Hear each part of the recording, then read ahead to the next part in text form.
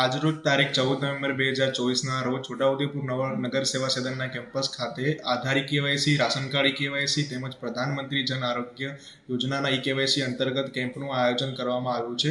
માનનીય કલેક્ટર સાહેબશ્રીની સૂચના અનુસાર ટાઉનની કામગીરી ઝડપથી વધે તેમજ આવનારા દિવસોમાં લોકોના રાશન કાર્ડ, આધાર કાર્ડ અને પ્રધાનમંત્રી જન આરોગ્ય યોજનાના કેવાયસી યુદ્ધના ધોરણે કામગીરી કરવામાં આવે તેવી સૂચના હતી. તે માટે આજરોજ કેમ્પનું આયોજન કરવામાં આવ્યું હતું. તેમજ આવનારા દિવસોમાં ડોર ટુ ડોર કેમ્પેન કરી તેમજ લોકોના ઘરે જઈને પણ રાશન કાર્ડ અને કેવાયસીની કામગીરી કરવામાં આવશે. તેમજ નગરપાલિકા દ્વારા 4 જેટલા આઈડીના એક્સેસ પણ આપવામાં આવ્યા છે. તેથી મારી નગરજનોને નમ્ર વિનંતી છે કે આપના રાશન કાર્ડ કેવાયસી બાકી હોય તો તાત્કાલિક નગરપાલિકા ખાતે આવી તે કરાવશો.